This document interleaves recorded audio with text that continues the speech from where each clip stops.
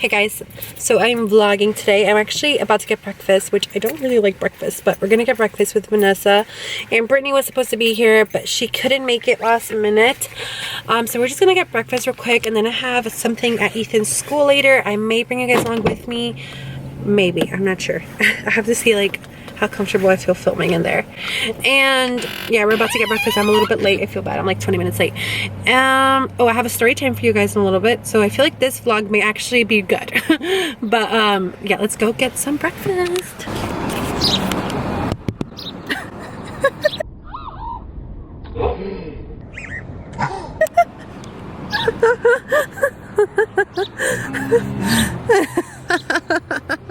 Are you okay? It's early. It's early. You telling me it's early? Just scared the shit out of me. Oh, we're about to get... am I weird? I kind of want lunch. Girl. I don't want breakfast. Breakfast. I don't like breakfast. Why'd you say it like breakfast? Cheers. Hot chocolate.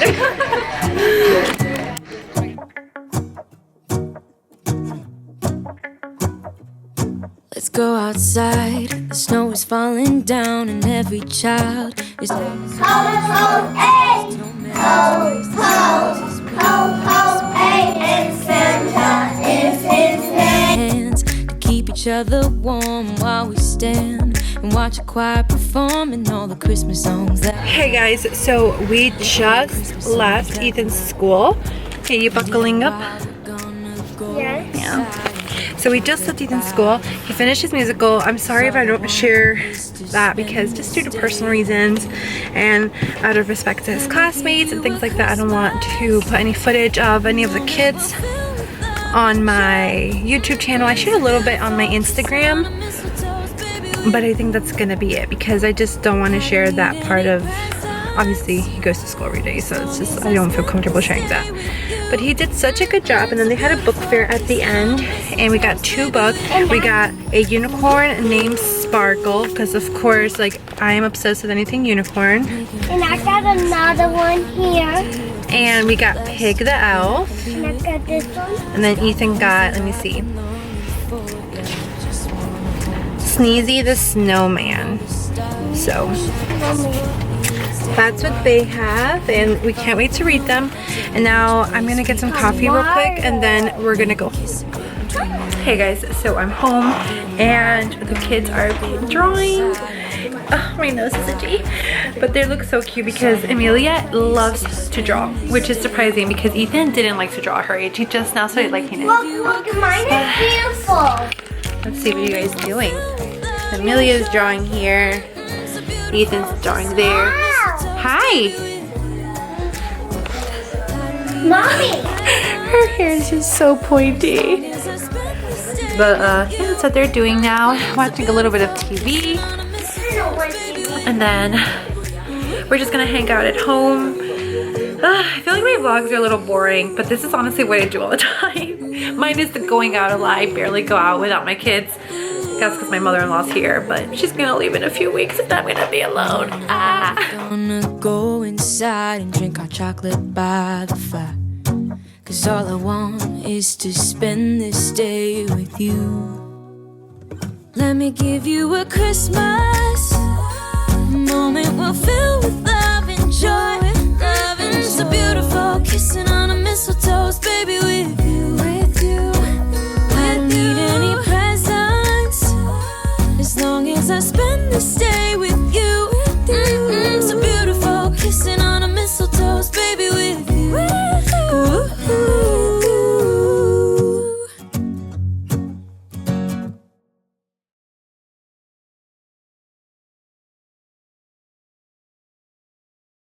Okay, so we're cleaning up now because we're done drawing, but we're gonna read some books. And I'm not finished at drawing. Ethan's not finished drawing yet. Hi. But we're gonna read a little bit of books. I'm gonna read some with Amelia, so we're gonna read the unicorn one with Amelia, and then when Ethan's done, he's gonna sit with me and we're gonna read No, Pig I'm the not Elf. gonna say. I know, I said when you're done. Later when you're done, okay? So later when Ethan's done, we're gonna read Pig the Elf, right baby? Yeah. Let me show you guys Amelia's fabulous artwork. So we did this. I really helped her. And I draw like a 2-year-old as well. And we did this one too. So now we're just gonna put the crayons away. And you're gonna read. ¿Quieres leer conmigo?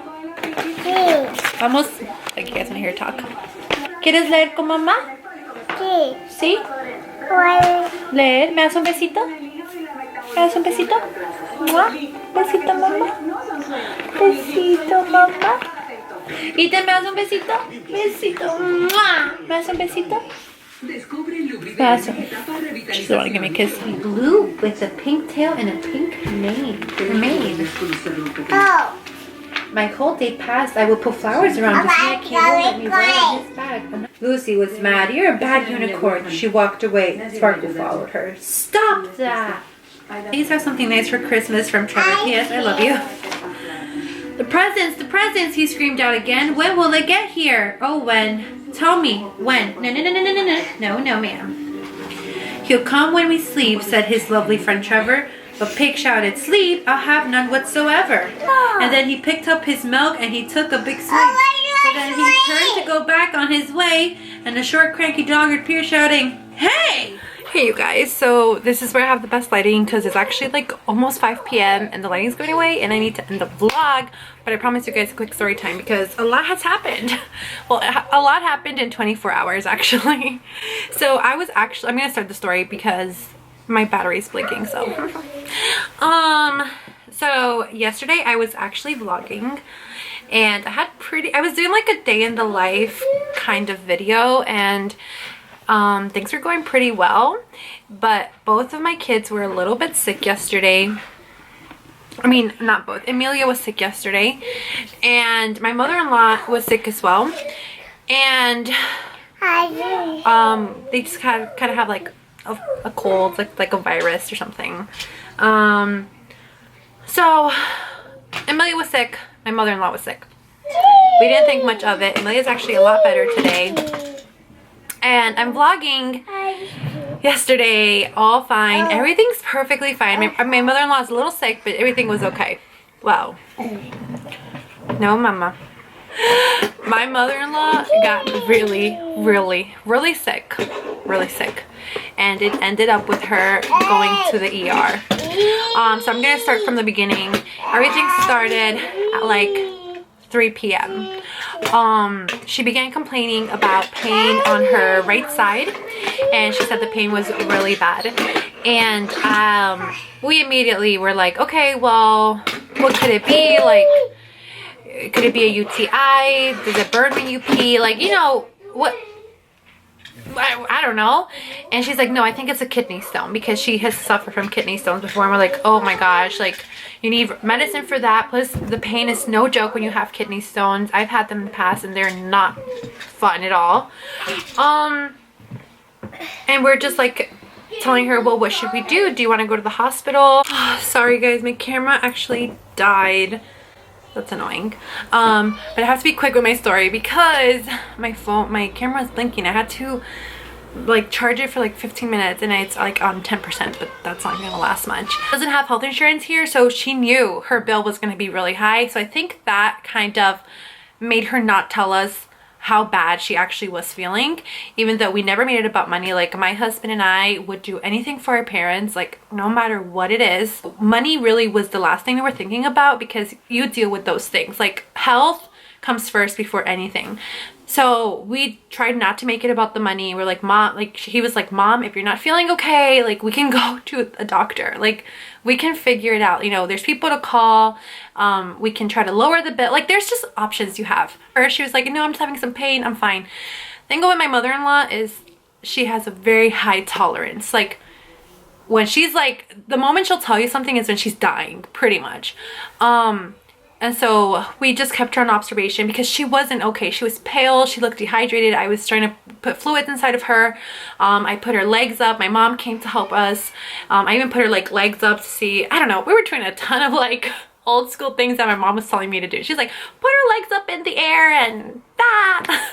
And we were just trying to help her. I made some tea for her. I gave her a lot of fluids. However, she was not running a fever. But at one moment she got up and she started running to the bathroom and she threw up. And well, at the time we thought it was blood.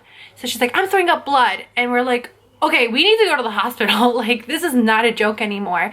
And again, she's like, I'm not going. And she kind of freaked out and was like, I'm not going to hospital. I'm in another country. I don't know English. I don't know anything. I am not going to the hospital. And I completely understand that, because honestly, if it were me in another country, I would freak out too. Like, I would freak out and be like, I want to go home. I can't go to a hospital here. I would be very nervous. And she went to pee and she was peeing blood. So we thought kidney stone initially. We were like, okay, it's a kidney stone. The pain's gonna get bad, because that's what happens with kidney stones. It gets bad. It got so bad, you guys. It got horrible.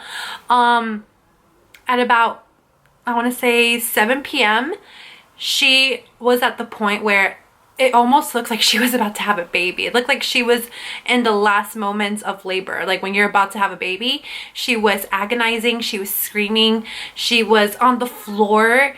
And at this point, we had to force her into the car. My husband physically had to carry her into the car and take her to the hospital. It was scary because I've never seen someone in so much pain. Even when I was in labor with Amelia, and trust me guys, I was a loud person. I was screaming my head off. I was crying.